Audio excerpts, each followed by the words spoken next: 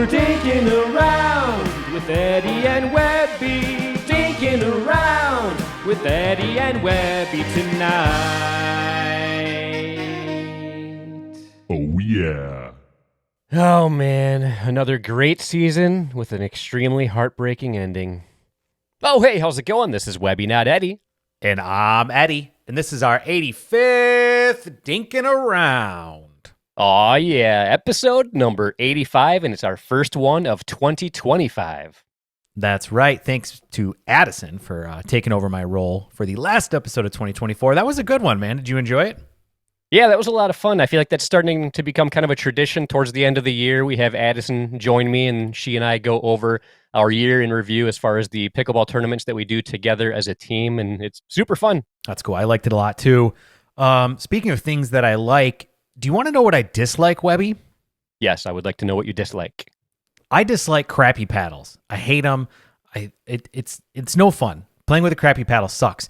There's a way to avoid that, and that is to get yourself an incredible pickleball paddle from our friends over at Volair Pickleball. What you got one there right behind you, Webby? What have you been playing with lately? So behind me, I have the Mach 1 Forza, but the paddle I have been absolutely loving for most of the year is the Mach 2 Forza. In fact, they recently just won an award from Pickleball Studio. They got the best wide body control paddle of the year, which is pretty awesome, and that is one of the reasons why I love it. The control is amazing. Well, you guys can get your hands on that paddle and plenty of other amazing paddles from Volair by going to Volair.com, and you can use coupon code PB for life to get what, Webby? You'll get yourself 10% off your order, and you're going to show us some support in the process. And we definitely appreciate that. Again, Volair.com, coupon code PB for life. But Webby, that's great and all. But I just got to know, what in the world is in that drink? What you got in that drink? Well, I am actually recovering from a sickness still, so I didn't want something that was super strong with a lot of alcohol. In fact, I'm going to the other extreme. I'm drinking something with 0 alcohol in it. And this is a non-alcoholic beer from a company called Biro. It's a brand new company, and I'm assuming it's a play off of the word zero, Biro. And this is called Edge Hill Hazy IPA. And one interesting thing about this company is it is actually owned by Tom Holland, who is the actor known for playing Spider-Man in the Marvel Universe movies currently. And I already poured it, so this is what it looks like when it's poured. It has a nice beer-type look to it. Interesting. I don't know that I've ever had a non-alcoholic IPA, but I'm curious what your experience is going to be like with it. Yeah, the smell, definitely not as strong as a normal alcoholic IPA, but it has a pleasant smell to it. But definitely not as aromatic, I would say. Let me take a little sip and see what it tastes like. Drink it. That's the thing. You can chug that, and all you're going to do is burp. You're not even going to be drunk. Interesting. Very interesting. So it's not like as definitely not as strong. Like it's not as hoppy as a normal IPA. I don't know if you've ever had Lagunitas hop water before. Yep. I feel like it's similar to that, but maybe a little stronger than that as far as tasting like an actual beer. So it's good. I would get this again. I don't think it doesn't taste exactly like the IPAs we have come to know and love. But it's interesting. I like it. Nice. What about you, Eddie? What are you going to be drinking today? Well, apparently I'm going the complete opposite end here, and I have a 9.2% ABV beer, which you know me, I'm not a big high octane beer kind of guy, but I do like to sip on them every once in a while. But there's a story attached to this one. As I mentioned before, I'm not buying any new beer or seltzers until I clean out my refrigerator. And I was going through and I came across this one. This is the Unholy American Triple Ale from Coppertail. And I actually think I've drank this a long time ago on the podcast, like many years ago. But the reason I chose this one is because when Simone and Chad were moving out of their house, God, this would have probably been 3 or 4 years ago, she had like 10 or 12 of these in the fridge because I don't know, maybe they didn't like them, maybe they were given to them, I'm not sure. So she gave them to me, and they ended up in my fridge sitting there for a long time. So it went from sitting in her fridge, not drank, to sitting in my fridge, not drank for a long time. But I do remember this beer. It is a good one. I got my Brewery Vivant glass here ready. Oh, nice. Mm-hmm. Yeah, it tastes very Belgian-y. In fact, I think sitting in the fridge for a long time has helped because it kind of mellowed it out a little bit. Sometimes Belgian beers can have a little bit of a funky bite to them. This one is a little bit more rounded out. So I'm happy. I'll be enjoying this for the rest of the episode. Well, nice. Well, cheers, my friend. Cheers, everybody tuning in. Yeah. Cheers to all y'all. I'm curious to know if anybody tuning in, if you've ever had any non-alcoholic beers before, because this is a whole new world for me. Have you had any that you like? Let us know in the comments down below. Yeah, definitely let us know down in the comments below. But Webby, before we get to memes of the week, let's talk some shout outs here. What do you say? Sounds good to me. I actually have a shout out I want to give to the guys from Makeshift Sports. They're a newer YouTube channel, and the whole purpose of their channel is they like to try out new sports, and then they document it in video form to show how it goes for them. They focused on golf a lot last year, but now they want to try some other things, and pickleball was one of the sports they wanted to try, and they are based out of Michigan, and they know that I'm from Michigan, so they reached out to us to see if we wanted to collaborate with them, and I'm always all about showing people the sport of pickleball, especially if they're new to it. So I accepted a challenge of theirs, and we did a video recently. It's another episode of Webby versus everybody, and because they're so new, we did 2 versus 1, them versus me, and it was a lot of fun, a very entertaining video. So do yourselves a favor, check out the video, and then they're actually going to be releasing a video sometime in the next week or two on their channel showing how their experience was. So it was a lot of fun, and definitely check it out. Makeshift Sports. I like it. Where are they? You said they're out of Michigan, right? Yeah, I know one of them is close to Lansing. I can't remember where the other one said there that he was from, but it was kind of cool because they had their own camera guy also. And then after we all played, the camera guy got in on the action and he played some pickleball too. So it was a lot of fun. I'm looking forward to seeing the video and see what kind of content they get from it. Yeah, that's cool. What about you though? Do you have any shout outs you want to do today? So it seems like there's an influx of some indoor facilities coming to Southwest Florida, and it's pretty crazy. I just so happened to stumble across this news story recently about an indoor public pickleball facility opening up in Collier County. And I'm like, man, how did I not hear about this? And then I look, and it says it's inside of a place called Naples Pong, which is a ping pong facility that's like not even 10 minutes away from my house. Oh, So, nice. yeah, I randomly stopped in, and the founder of it, Pat McAllister, him and I talked for a little bit, know a lot of the same people from the Naples community. He plays up at East Naples a lot. And yeah, they decided to open up an indoor court. It's like $40 an hour, which is incredibly reasonable. You can book the court. It's called Oasis Indoor Pickleball. So I definitely could see myself, trying to get foursomes together and book a couple hours and use that indoor court. It has a little bit of a different surface that I've never seen before. So I'm curious to see how that will play. But it's cool to be able to know that there are indoor options. As you know, I prefer outdoor pickleball when the conditions are good. But it is Florida. It does rain. It does get windy. So sometimes it would be nice to have an indoor place to go. But Webby, it gets even better than this. And I don't know how I'm just figuring this out. But they're literally opening a pickler facility 15 minutes from where I live right now, literally 5 minutes from where I used to live, where we used to store our motorhome. Literally right up the road, there's going to be a pickler opening up. How the heck did I not know about this? Well, I'm honestly in the same boat because there's places popping up like crazy here in Southeast Michigan. 2 of them are in cities like within 10 minutes of my house, and I had no idea, and they're almost ready to open. Like, same kind of thing is happening here. It's crazy. The facilities are just popping up all over the place. I love to see it. I feel like at the moment we need that, so hopefully they can all be successful. Yeah, I agree. I think this is kind of like the car dealership analogy, where you see a lot of car dealerships, even that are owned by different people that are competitors of each other, putting up dealerships right next to each other. And I think the reason being is because they know that it will draw people looking for cars all to one area. And so they don't see it as a threat. It's almost an advantage to have them that close together. And I think that we are a long ways away to seeing the peak of demand for amateur pickleball. So I agree. I think these indoor facilities are still a very smart investment. But I'm excited. I'm excited to see what comes of the Pickler. I already signed up to be a founding member where you pay a certain dollar amount and you're locked into that price for life. So Nice. we'll see financially if that's going to make sense or not. But the only other Pickler facility I've been to is the one out in Utah.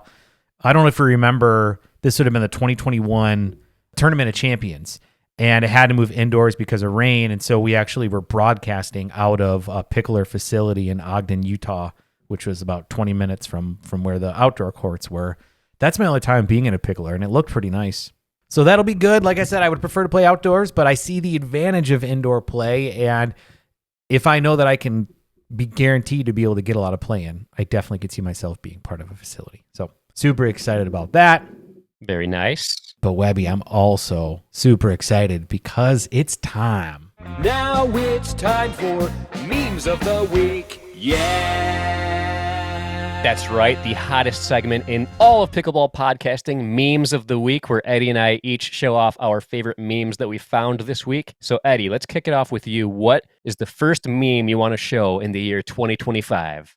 Well, Webby, I'm typically not someone to toot my own horn, and I'm very uncomfortable with self-promotion. But for this one, I don't care because I think it's freaking hilarious. This is a meme from Eddie and Webby, and it's something I threw together, last week.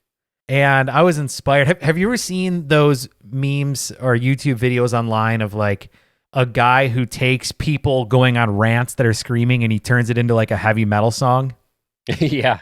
Usually it's like election results, like people are mad because of what happened in the election and they go and they rant about it. Anyway, so that was kind of my inspiration. This is from our Instagram. Before I play it, I want to give a big shout out to Chris Callie over at Sorry Not Sorry Pickleball. We used his content for this. He was totally good with it. He collaborated on it. This is Pro Pickleball Goes Metal. Poor Kate just beating herself up.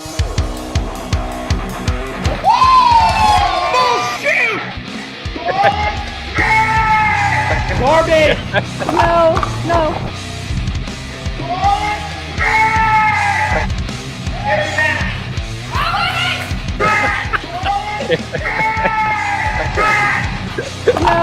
No, it's like garbage. No, it's like. Oh, good. Oh, man. Nicely done. That is so good. Thank you. That was so much fun to make. I looking back on it, I should have zoomed in on Kate Fahey beating herself with the paddle for the drums of the music a little bit. But my favorite, I have a couple of favorites, but Rafa Hewitt screaming bullshoot. That was great. Oh man, that was so good. And anytime Colin Johns has a meltdown, it cracks me up. And then just when he was going trash, like it was so good. And I want to give another shout out to Chris Callie because I don't know if you saw any of the compilation videos he did, his 2024 compilation videos, but man, they are so good. I was almost in tears on the one where it showed the pro pickleball players getting super angry. So I basically took that video you're talking about to use for most of this content that I have in here. It's so good. I was seriously almost in tears when I watched his original video, and then your video adding the music to it just made it even better. It's so good. There's a couple of favorites. Rafa with the bullshoot. The ref saying no. That was Matt Wright challenging what's his name, Will Howells.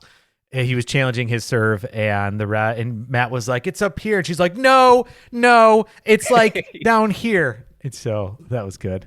And then Leah Jansen, she screamed something. I have no idea what she screamed. That's my meme. Webby, what about you? This is from Friday Pickleball, and this video is called Playing Pickleball for Fun versus in a Tournament. That was a fun game. Do you want to play another one, like, immediately? Good game, you guys. Good game. Hey, you guys want to play another one in like 6 hours? Brand new net, clean lines. I love this park. Which lines are we playing today? Is it light blue, white, dark blue, yellow, or tape? Man, sure is peaceful out here. Hey guys, got everything. Be right there. All right, got everything I need to survive in the wilderness for a week. Hey, win or lose, man, we're just out here to have fun. Hey, 0-0, let's get them. Oh my gosh, I haven't been this nervous since my wedding night. Oh, I'm sweatier too. Oh, you're a 3-5 also? Well, this should be a really fun, fair game. Yeah, he's a 5-0 playing a 3.5. Handed me a massive L and just this bag of sand. And how great is this? We didn't pay a cent to be here. This is so fun. Okay, I paid $600 for flights, $300 for hotels, $200 registration fees, $100 for food, paid off the referee, but I could win a cheap medal. Oh, you saw that out?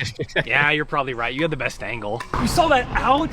There's no way that's out. Your family's gonna be outside when I set their house on fire. Oh man, that was so good. Yeah, I mean, but I think we all can relate to that, right? You know, it's you go to these tournaments, you pay all this money, especially if you travel there, and it's like, okay, especially maybe an organization that has 3 letters in it and starts with P. I've heard the amateur experience at them has been subpar at a lot of these facilities where you're like, I don't know what lines I'm supposed to play on. So yeah, I could see the frustration of going to a tournament. And Webby, I think we've talked about it ad nauseum over the last year, but how we both wanted to scale back tournaments. I scaled it to where I like don't play any at all, and I just focus on rec play when I get a chance to. But what about you? Are you starting to really just enjoy the rec play aspect more, or you still got that tournament bug in you?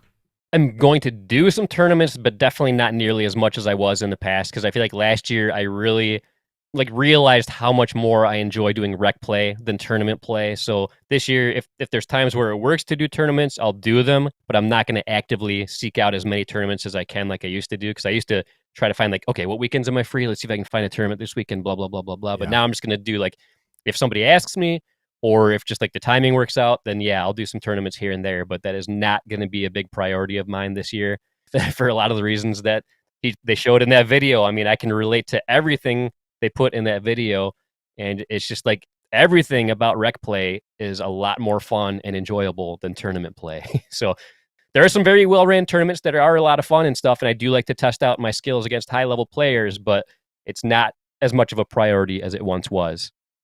I get it.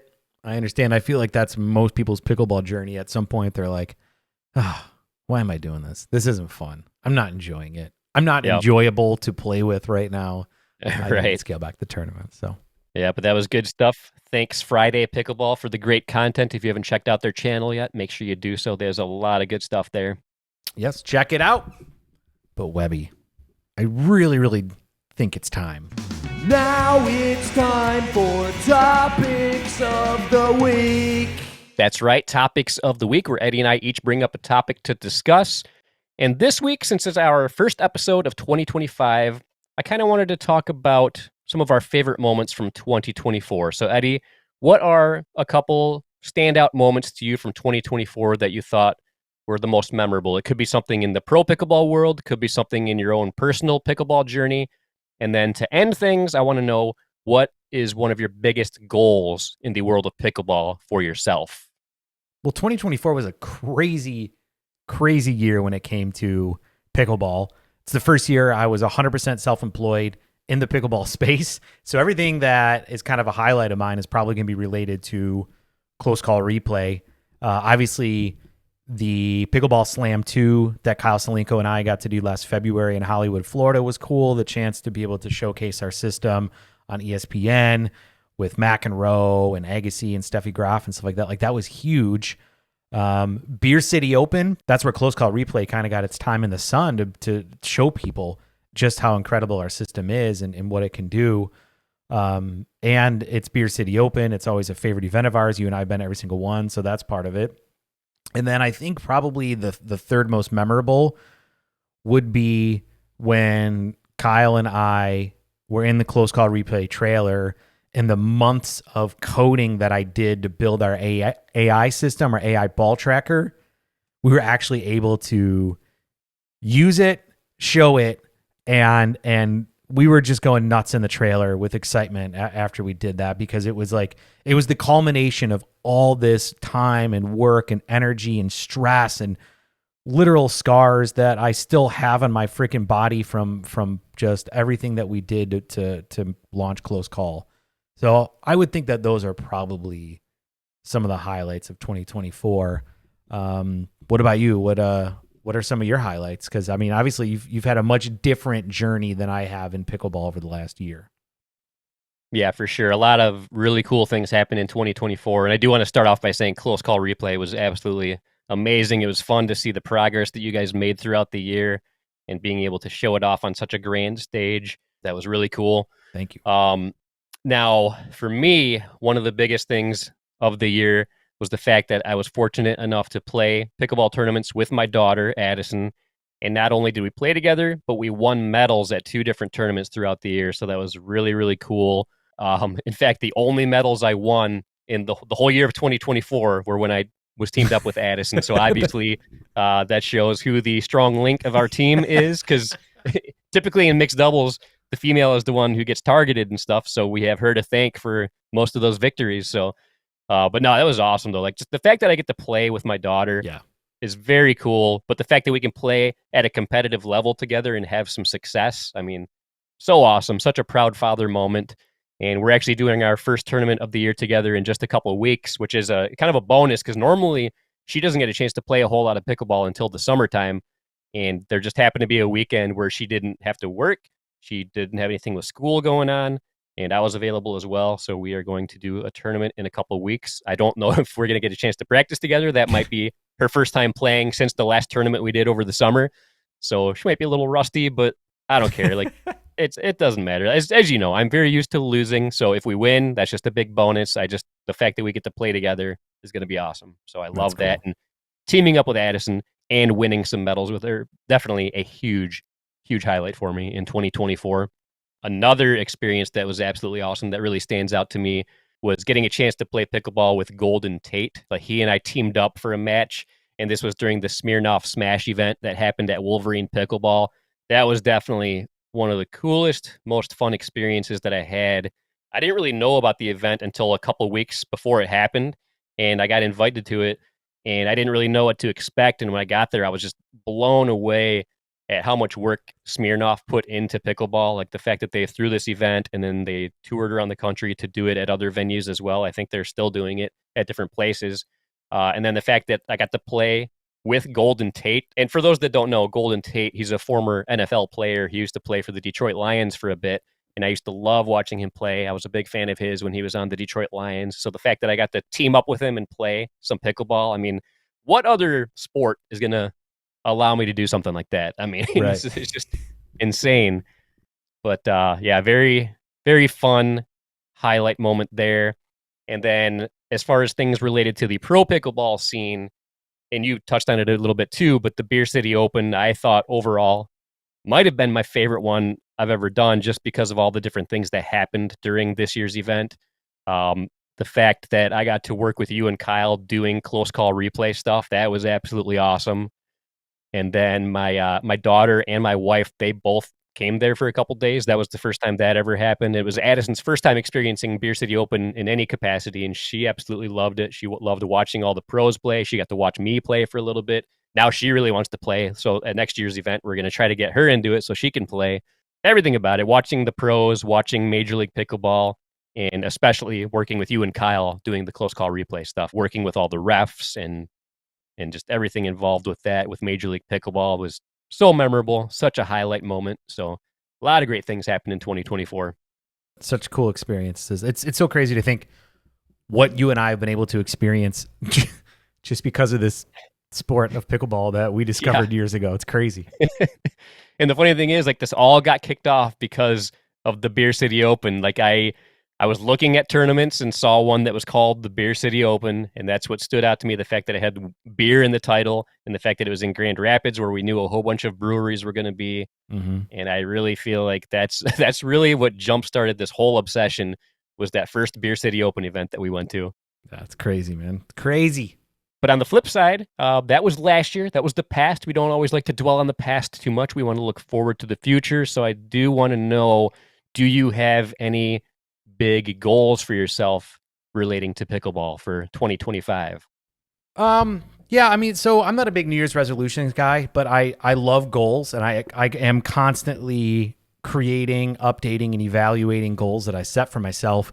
And the last year, we had to make a lot of sacrifices for a close call, and a lot of the sacrifices that I made were probably to my health. Just being on the road, it's tough. It's really hard to eat healthy, get a, good sleep, balanced meals, exercise, stuff like that. It's tough. And so I think this year focusing on my health, physical health, mental health, all of that is important. And I do have some very specific goals for that. But it also means that getting back on the pickleball courts is a huge goal of mine too. I mean, back when I lived in my old community, I was playing sometimes upwards of 5 days a week. And I think I've played 5 times in the last 9 months. Oh, man.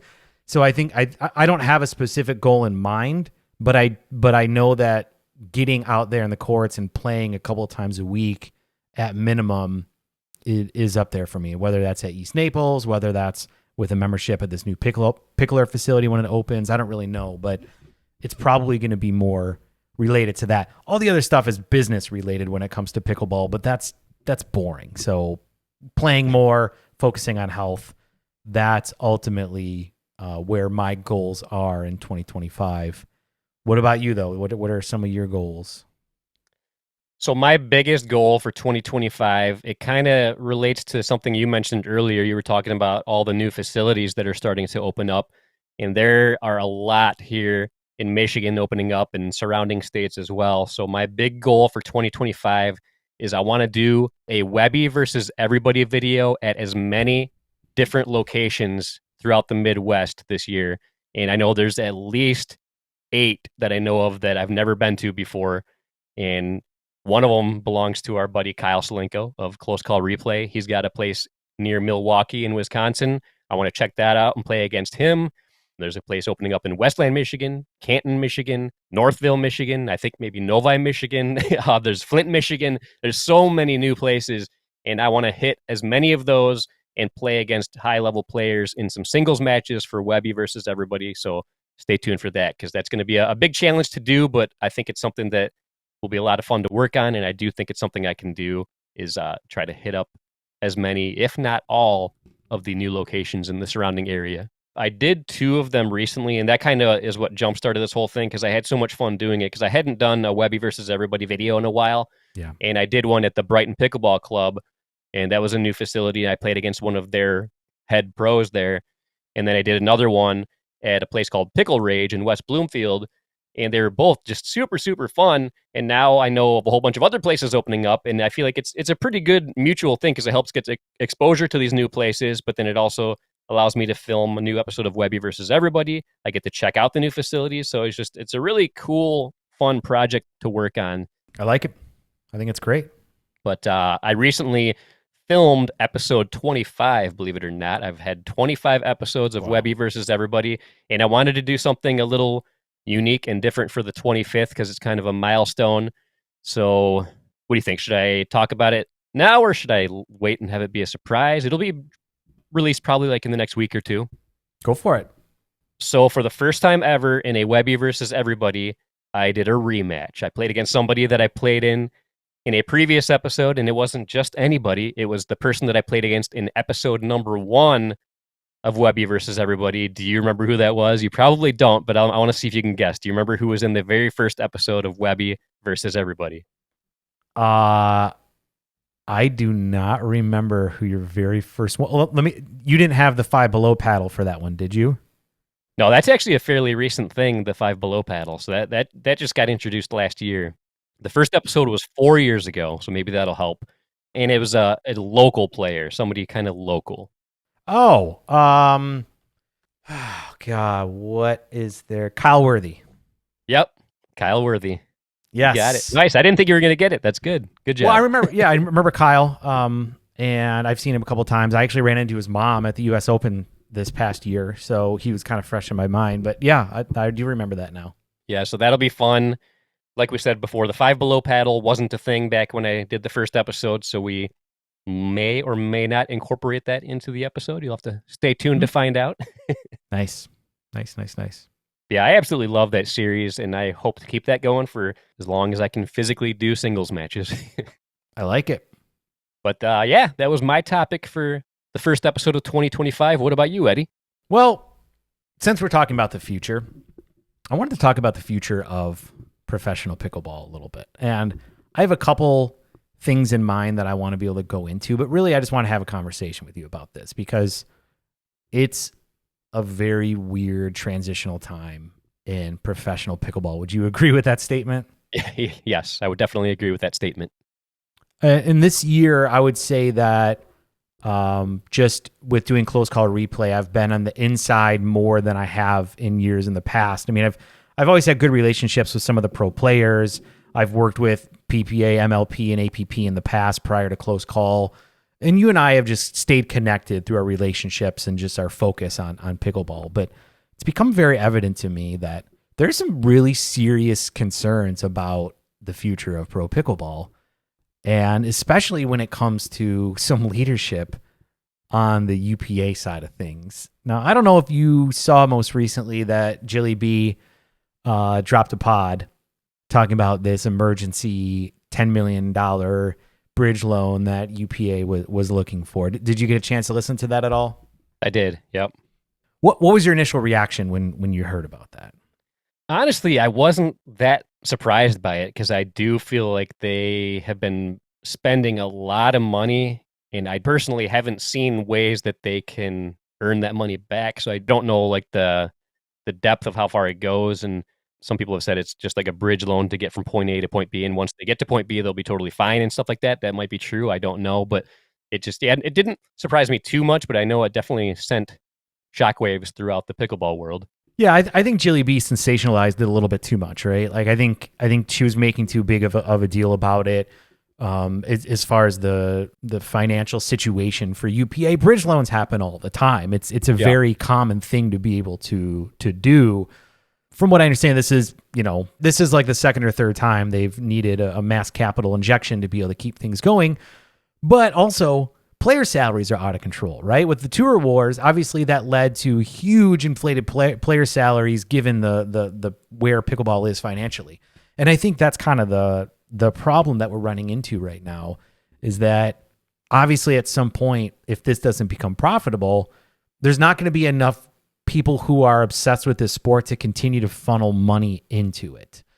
On top of that, you have some, I don't know, immaturity maybe amongst the leaders, specifically in UPA, that is very concerning as well. And going back to that whole situation with Jilly B dropping the pod about the emergency $10 million loan. Did you see some of the Twitter responses from Connor and from Samin, the new chief strategy officer of UPA at all? I did, and it seemed very unprofessional to me, if I'm being quite frank.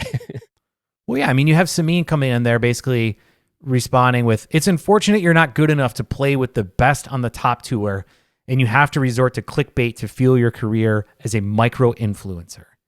Seems like this time of year inspires you to make false claims. Looking forward to seeing what's next."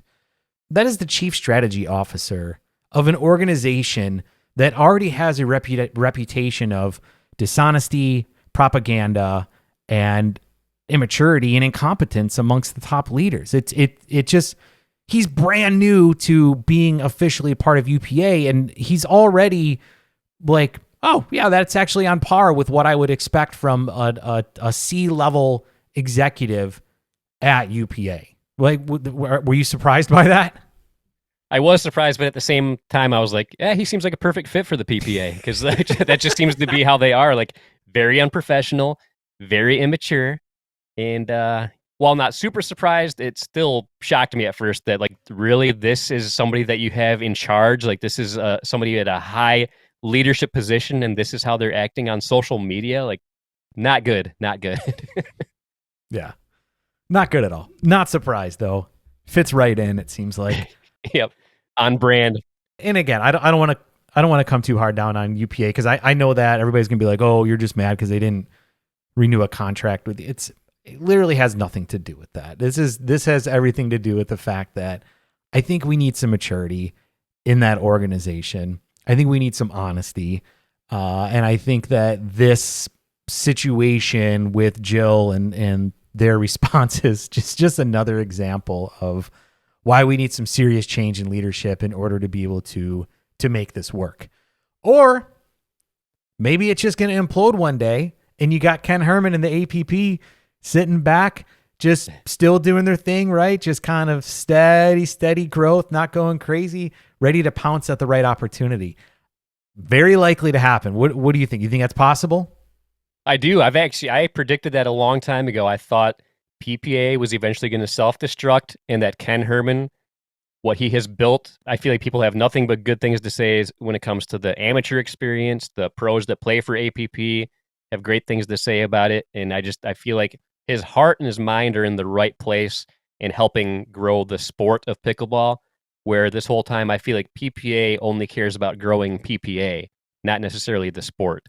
And I do feel like in the end, there is a strong possibility that APP is going to be the pro pickleball organization out there. You could very well be right. It's really hard to say. I would be very sad, especially to see MLP go. I think what MLP was able to do pre-merger was pretty incredible. And I think that since the merger, some good things have happened, but since the merger, I think some things are not nearly as good either. Not totally surprised by that, but I would hate for MLP to be impacted if UPA as an organization will implode. Not saying that I think it's going to happen. I'm just saying that I would be saddened to see MLP go, because I do think that is the best way for us to reach the masses with pickleball. I still don't think that pickleball is ever going to be as televisable of a sport to where it's going to lead to multi-million or billion-dollar media deals. And I think that going after that it's just not the right approach for the sport. I think there's a lot of other lower hanging fruit that we could go after to make this a profitable business and to grow pickleball than media deals. But that's my take. Obviously, I'm looking at it purely from a kind of the streaming level of things, where these guys are looking at it from, the 3-letter network type of exposure for the sport. So I don't know. Do you think it's possible? Do you think it's realistic that we could ever get to the point to where pickleball is going to have a, multi-million-dollar media deal, or is it going to reach a ceiling, and are we close to that ceiling right now when it comes to spectators? Oh man, that's a tough one, because I want it to succeed. I want it to become a big spectator sport that can draw in these $1 million contracts and stuff like that, but I just don't see it happening. And I do think the ceiling is closer than it is farther away. And I do want to clarify, but I don't want the PPA to fail. People might have gotten that impression based on what I said earlier. I don't want them to fail. I have loved watching their stuff, but just my prediction is if things keep going the way they're going, I can't see how they will be able to stay in business with the way that they do things, the way that they currently are. But that being said, I do think the ceiling isn't too far away. I don't think pickleball is going to grow as much as some people hope that it's going to, as in regards from being super profitable and a really popular spectator sport. Yeah. I don't know. I guess we will see. But it does seem like that's UPA strategy. I mean, Samin talked about it when he was on King of the Court. That's what they're going after. Obviously, with UPA kind of forcing the paddle manufacturers to use to pay these licensing fees. Obviously, you can only charge a certain amount if there's enough eyeballs on the sport to be able to justify these paddle manufacturers to be able to pay it. I don't know. Are we there yet? Are we continuing to just market to pickleball fanatics anyway? So there's really no growth in your product exposure because everybody already knows who your target is. I don't know. I don't know what the answer is, but all I know is I think that we need to come at it with a little bit more competency, maturity, and honesty and transparency. I think all of those things are going to be important to grow the right way. So that's my topic. I'm a little concerned about the future of pickleball. I think 2025 is going to be incredibly telling. I think how the sport is right now is not how it's going to be at the end of the year. I wish everyone the best when it comes to growing this sport in the right way. But I'm a little bit skeptical. Very well put. I definitely agree. I thought that was a great topic. And I thought this was a great episode. First one of 2025, the first of many, many more. That's right. Let us know down in the comments below, guys, what your opinions are on any of the topics we talked about. If you have any suggestions for things we should talk about, or maybe you just want to be able to tell us how much you love us, we're good with that too. Throw it down in the comments below. We definitely appreciate it. Well, Webby, it wouldn't be a Dinking Around episode if we didn't talk about our friends over at Jigsaw Health. Let me tell you something. Jigsaw Health is an incredible organization full of incredible people, and they're addicted to pickleball. And they have some incredible products to keep you hydrated and keep you feeling good. I take a lot of them on a daily basis. Webby, what is your preferred method of staying hydrated out on those pickleball courts? Well, I like to get the Fruit Punch Electrolyte Supreme. I'll pour a packet into a bottle of water. I will drink some when I first start playing. And then if I get super hot and sweaty, which is a guarantee, then I will drink another one when I'm done playing. And that works phenomenally. Have you ever taken fish oil before, Webby? No, I never have. Okay. Well, I have. And I've taken brands that are not Jigsaw Health in the past. And a lot of them taste like crap. You burp 20 minutes later, and it smells like you're burping up a tuna fish sandwich. It's disgusting. Oh, man. I don't like it. But guess what? Do you want to know what I love? It's the cod liver oil from Jigsaw Health. I'm not kidding you. I have been taking it every single day for the last couple years. And it has made a huge difference. The area where I noticed it the most was to help with my dry eyes. Out of all the things that it can help you with, that is an area where people have found great success with. And I can tell you, I have to use eye drops a lot less than I have in the past. I have chronic dry eyes. This stuff has helped me. And the best part is no fish burps. It's not gross at all. They taste good. I get it in the gel cap form. They're incredible. There's so many great products over at jigsawhealth.com, and you can use coupon code PB4Life10 to get what, Webby? You're going to get yourself 10% off your order, and you'll show us some support in the process. That's right. As I mentioned, Jigsaw Health is obsessed with pickleball, and it's always good to be able to help brands that help pickleball, and they're an example of that. We love them over there at Jigsaw Health. Check them out again. But Webby, I got to know your Closing thoughts. So what did we learn today? Well, we learned that pro pickleball has gone metal. We learned that playing pickleball recreationally is quite a bit different than playing in tournaments. We learned about some of our favorite moments from 2024 in the world of pickleball, as well as looking forward into some of our goals that we have for 2025. And we discussed the current state of pro pickleball and asked the question, is it sustainable in its current form? But I thought this was a very fun episode. Happy New Year, everybody, and stay tuned for a lot more coming at you in the year 2025. That's right. I'm looking forward to it. We hope to get a lot more content out there. And on that note, I'm Eddie. And until next time, this is Webby, not Eddie, signing off. See ya. Well, we're dinking around with Eddie and Webby. Dinking around with Eddie and Webby tonight. Oh yeah.